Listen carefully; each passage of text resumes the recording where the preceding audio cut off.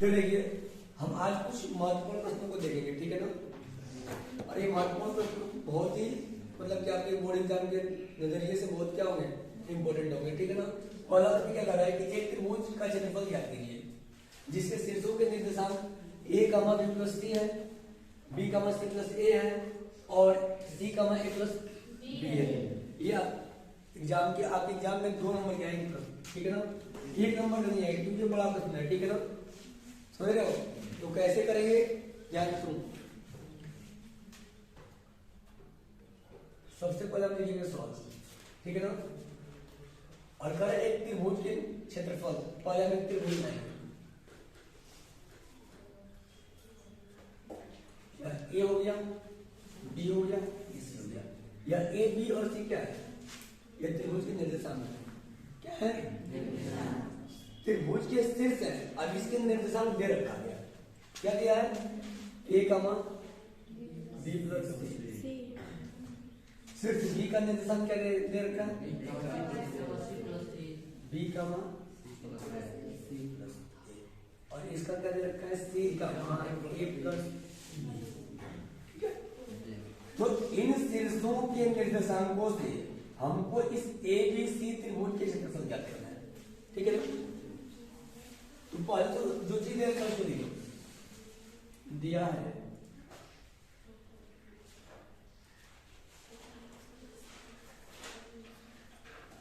शीर्षों के निर्देशांक,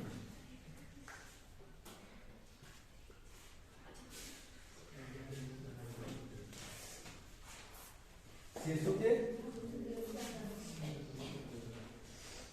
ए, B plus सी और रखा बी, सी प्लस ए और तीसरा जो शीर्ष है उसका निर्देशांक दे रखा है सी, ए प्लस बी। हमको इसका क्षेत्रफल बताना है, ठीक है ना। हम जानते हैं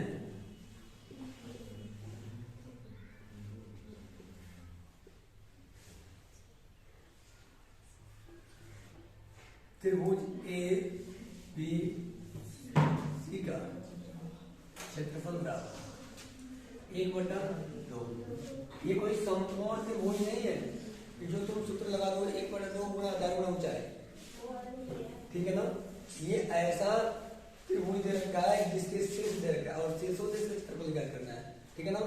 तो अगर किसी त्रिभुज के शीर्षों से अगर उसका क्षेत्रफल ज्ञात करना होता है उसके लिए फार्मूला क्या होता है? 1/2। और हम तुमको एक यहाँ पर क्या होता है, ये क्या है,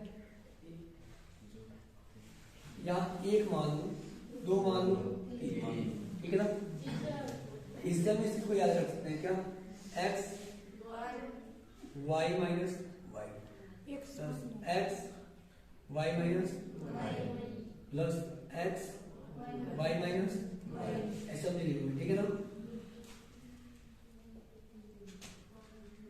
फिर क्या होगा? पहले 1, फिर 2, 3, फिर 2, 3, 1, 2, 3, 1, फिर 3, 1, 2, 3, 1, 2, ठीक है। तो ये x1 y2 y3 x2 y3 y1 x3 y1 y2। अब इस शीर्ष के निर्देशांकों में हमें ये सेटिस्फाई करना होगा कौन x1 है, कौन x2 है और कौन x3 है, कौन y1 है, y2 है और कौन y3। देखिए ये x1 है या x2 है या x3 है, ये y1 है, y2 है, y3, ठीक है। यहां क्या लिखेंगे? एरिया ऑफ त्रिभुज A, B, C is equal 1/2 x1 a, y2 क्या है आपका? c प्लस a, फिर क्या? माइनस y3 क्या है? a प्लस x2 आपका क्या दे रखा है? y3 क्या दे रखा है? a प्लस माइनस y1 क्या दे रखा है? b plus c। x3 क्या दे रखा है? c और y1 क्या दे रखा है? b plus c। फिर माइनस y2 क्या दे रखा है c प्लस a। हम आपके इस फार्मूले पर अपने तीनों स्थितियों के मान रखेंगे, ठीक है। फिर क्या होगा, एरिया ऑफ त्रिभुज ए बी सी 1/2, ठीक है। क्या देखो ये माइनस प्लस कट जाएगा, प्लस माइनस कट जाएगा, प्लस माइनस कट जाएगा, बचेगा a into C plus B plus b into A plus C plus c into b plus A, ठीक है। पुनः लिखेंगे एरिया ऑफ त्रिभुज A B C 1/2 A C plus A B, ये क्या है plus B C B plus A C, ठीक है। अब देखो ए सी कितना जाएगा, एक ए सी और एक ए सी कितना होगा 2 A C, A B 2 A B, B C और सी बी को चाहे बी सी को, बात तो बराबर। तो बी सी और बी सी 2 बी सी, तो हम इसके आगे क्या लिख सकते हैं,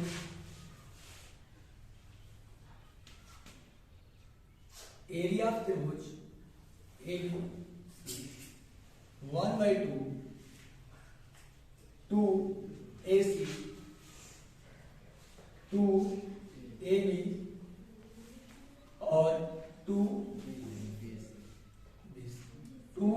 और 2 काउंट करो। एरिया ऑफ त्रिभुज A B C is equal 1/2 into 2 A C plus A B plus ये 2 से 2 कर दिया, तो एरिया ऑफ त्रिभुज A B C is equal to A C plus A B plus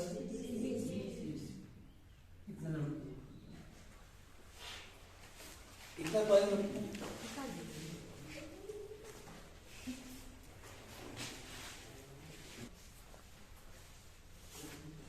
यह देखिए हमसे यहां पर मिस्टेक हुआ है क्या, ये x1 क्या हो गया ये हो गया, y2 कितना है c plus a minus y3 क्या है a प्लस b।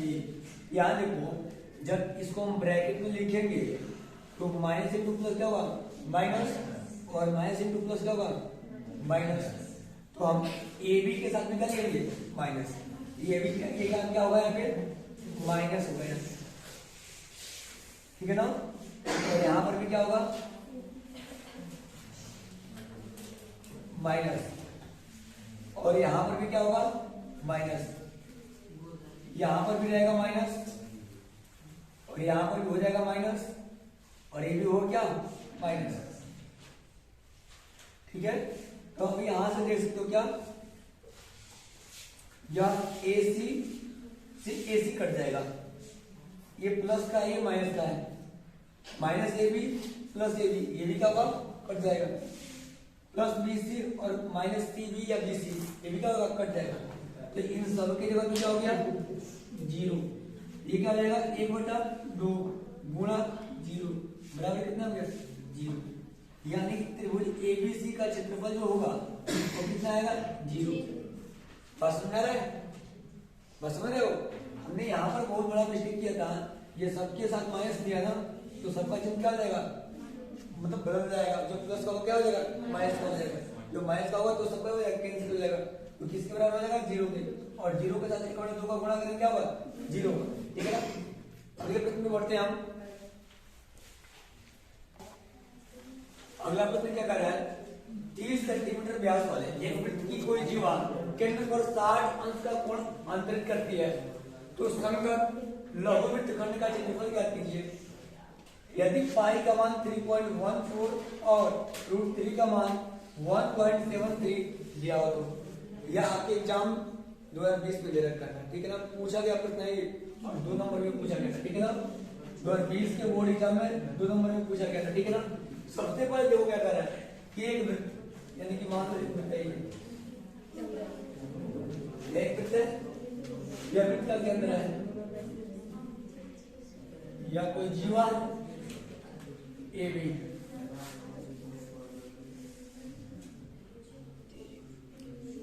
और यहां कोण बन रहा है कितने उसका 60 डिग्री, ये O है। तो हमसे कह रहा है ये जो लघु वृत्तखंड है ना, इसका क्षेत्रफल क्या कीजिए, ठीक है, हम मानते हैं C।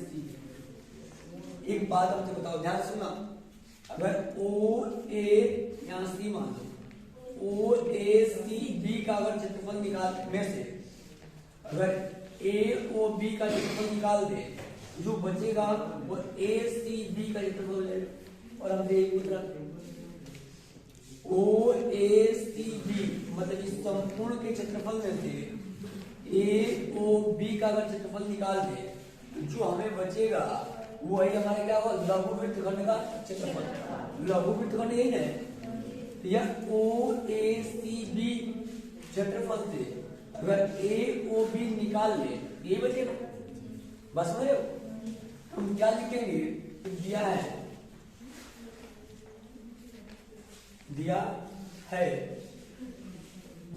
व्यास कितना दे रखा है 30 सेंटीमीटर, इसका रेडियस कितना जाएगा 15 सेंटीमीटर, थीटा का मान कितना दिया है 60 डिग्री, ठीक है। तो हम क्या लिखते हैं, लिखेंगे एनर्जी या ओ ए क्या हो गया, रेडियस हो गया, ये भी क्या हो गया त्रिज्या। ये बताओ, ये ओ ए रेडियस है और ओ बी क्या है, रेडियस है। ए ओ बी अगर त्रिभुज की हम बात करें, ये कौन सा त्रिभुज होगा, एक समबाहु त्रिभुज होगा, बस समझ रहे हो? तो ये क्या होगा, बराबर भुजा के सामने वाले कोण भी क्या होते हैं, बराबर होते हैं।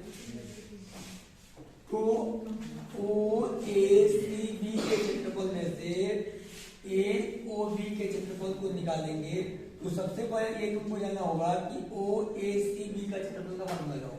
हम क्या लिखेंगे, हम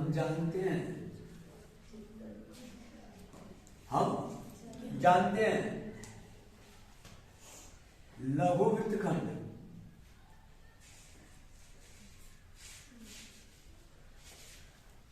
का क्षेत्रफल बराबर क्या हुआ, पाई आर स्क्वायर थीटा बटा कितना 360 माइनस √3/4 इंटू भुजा का स्क्वायर, ठीक है। ये पाई का मान क्या दे रखा है 3/3 इंटू 3.14 और आर का मान क्या दे रखा है 15 गुणा 15, थीटा का मान 60 दे रखा है, ये हो गया 360 माइनस √3 का मान कितना दे रखा है, √3 को √3 दिया था, दिया तो रख दिया 1.7 और भुजा क्या है भाई 15 ही, ठीक है। याद रखो 6 छके 36, द्वितीय 6 3 बचे 15, 2 का 2 बचे 10, 2 सत्ते 1.57 गुणे 15 बचे 75 माइनस ये होगा 1.73 बटे 4 गुणे 15 गुणे, ठीक है। यहाँ देखो इसके इसमें गुणा कर दो, यहाँ से माइनस 15 में 15 से गुणा करो कितना होगा 225, सो काट लो क्या होगा 4 बचे 20, फिर 2 बचेगा 4 छके 24, 4 गुना 8 और 2 4 बचे 20, यहाँ क्या हो जाएगा -1.73 इंटू 56.25 इसका गुणा करो, जितना आ रहा है उसको इसमें से करो, जितना आएगा वही लघु वृत्तखंड का क्या हो जाएगा, क्षेत्रफल हो जाएगा। ठीक है, जब देखिए अगला क्वेश्चन क्या है, यदि कोसेक थीटा बराबर 2 सहित 3/5 तो tan थीटा और cos थीटा के मान ज्ञात कीजिए। ये अभी आपके प्रीवियस एग्जाम में पूछ चुका है, ठीक है ना, 2020 में ये भी पूछा गया था, ठीक है, और 2 नंबर में पूछा गया था। देखो इसको कैसे हल करते हैं। ये क्या दिया है, कोसेक थीटा बराबर 2 सहित 3/5, हमसे पूछ रहा है tan थीटा बराबर व्हाट और cos थीटा बराबर व्हाट। यहाँ देखो हम इसको क्या लिख सकते हैं, कोसेक थीटा बराबर 13/5। ठीक है, आपको एक फार्मूला बहुत पहले बताया गया होगा, लाल बट्टा ये साइन का है, कॉस का है, टेन का है, तो साइन का उल्टा क्या होता है, कॉसेक होता है। तो ये क्या हो जाएगा, कॉसेक थीटा बराबर 13/5 का मतलब कर्ण बट्टा लंब, कर्ण बट्टा लंब का मान दे रखा है। और हमको पता है कि जो tan थीटा होता है उसका मान होता है लंब बटा आधार, और कोसेक थीटा होता है उसका मतलब होता है आधार बटा कर्ण।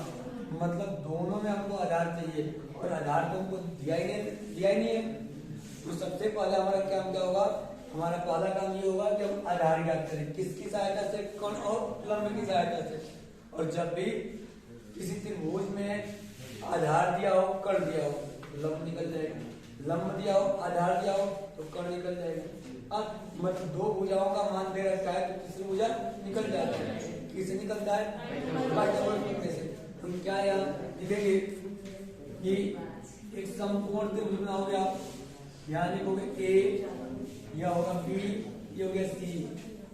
90 के सामने लगने क्या होता है, कर्ण, थीटा के सामने लगने क्या होता है, लंब, और इन दोनों के अलावा जो बचता है क्या होता है, आधार।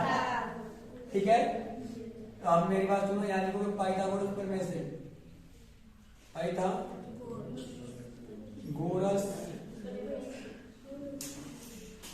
प्रमेय से। पाइथागोरस प्रमेय क्या कहता है, कर्ण का स्क्वायर बराबर लंब का स्क्वायर प्लस आधार का स्क्वायर। कौन आपका क्या दे रखा है, AC, तो AC का स्क्वायर बराबर AB का स्क्वायर प्लस BC का स्क्वायर। यहाँ देखो AC का मान क्या दे रखा है, AC का मान दे रखा है तुम्हारा क्या, या 13 क्या है, लंब कितना दिया है 5, तो AC क्या दे रखा है 13 का स्क्वायर, और AB का मान तो निकालना है भाई, तो AB को ऐसे रहने दो, नहीं AB का मान दे रखा है, सॉरी 5, BC का मान निकालना है, तो BC के जगह में BC रहने दो ऐसे। ये क्या हो जाएगा, 13 का वर्ग होता है 169 और 5 का होता है 25 प्लस BC का स्क्वायर।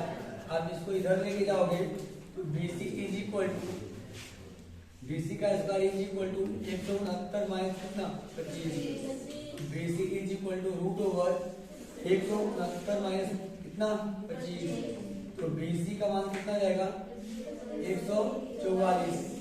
ठीक है, और 144 किसका वर्गमूल होता है 12 का, यानी कि BC का मान कितना आ गया 12 सेंटीमीटर। कितना आ गया, अब लिखोगे यहाँ पर, अब cos थीटा इज इक्वल टू होता है आधार बटा कर्ण। आधार कितना दे रखा है 12 और कर्ण कितना दे रखा है 13, तो cos थीटा का मान कितना हो गया 12/13। पुनः हमसे पूछ रहा क्या, tan थीटा, tan थीटा का मान क्या होता है लंब बटा आधार L/A।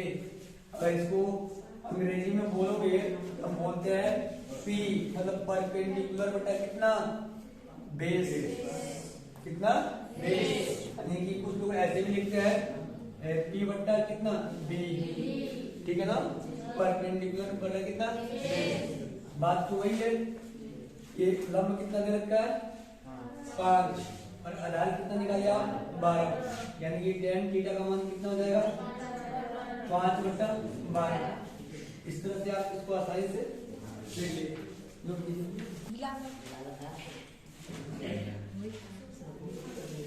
इधर देखिए, सिद्ध कीजिए कि 3 + √2 एक अपरिमेय संख्या है।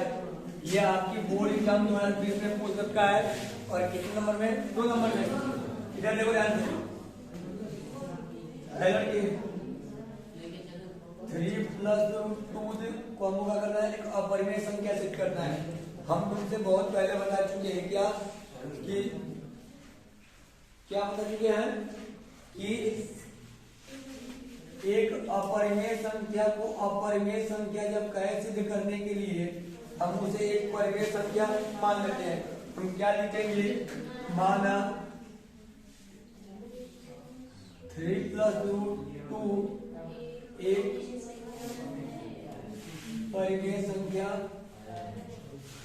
है।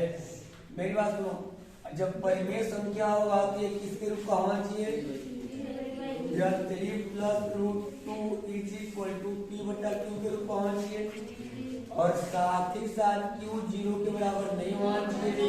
और एक और कंडीशन क्या है कि HCF p और q का किसके बराबर होना चाहिए, 1। इन तीनों कंडीशन को अगर ये शो कर रहा है तब तो जो हम माने हैं, जो हम कल्पना किए हुए हैं, जो हम अवधारणा माने हुए हैं, ठीक है, कि नहीं 3 + √2 एक परिमेय संख्या है, तो जब परिमेय संख्या हम कल्पना किए हैं तो यह इन तीनों चीजों को संतुष्ट करना होगा इसे। अगर इन तीनों चीजों को संतुष्ट करता है तब तो हमारी जो अवधारणा है, कल्पना, वो सत्य है। अगर इन तीनों चीजों को ये शो नहीं कर रहा है, संतुष्ट नहीं कर रहा है, तो हम जो माने हैं, जो हम कल्पना किए हुए हैं, जिसके बारे में हम सोच रहे हैं, वो क्या है, गलत है। तो जब गलत है वो परिमेय नहीं है, अब परिमेय नहीं है तो क्या होगा, अपरिमेय होगा। ठीक है, तो आइए आप देखते हैं क्या लिखेंगे यहाँ पर। ये 3 + √2 p/q, इस 3 को इधर लेके आओ तो √2 p/q माइनस का 3। मेरी बात ध्यान सुनना यहाँ पे, क्या सुनोगे, ये p/q -3 एक परिमेय संख्या है। क्या है, जबकि √2 एक अपरिमेय संख्या है। ठीक है ना, और हम जानते हैं, लिखेंगे, हम जानते हैं कि परिमेय संख्या डज नॉट इक्वल टू अपरिमेय संख्या। मतलब सीधा सीधा ये कि एक रेशनल नंबर इरेशनल नंबर के बराबर नहीं हो सकता है। तो जब नहीं हो सकता है तो हम क्या लिखेंगे, यह हमारी कल्पना को, हमारी अवधारणा को क्या कर रहा है, संतुष्ट नहीं कर रहा है, मतलब उसका विरोध कर रहा है। और जब उसका विरोध कर रहा है तो यह क्या है, अपरिमेय संख्या है। हम क्या लिखेंगे, अतः हमारी कल्पना को यह संतुष्ट नहीं कर रहा है।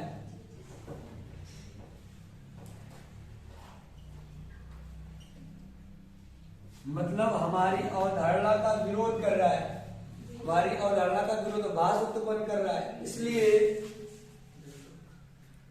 2 - √3 प्लस है ना, क्या लिखते हैं, 3 + √2 एक अपरिमेय संख्या है। हमको यही सिद्ध करना है और हमने क्या कर दिया, सिद्ध कर दिया। आप देख सकते हो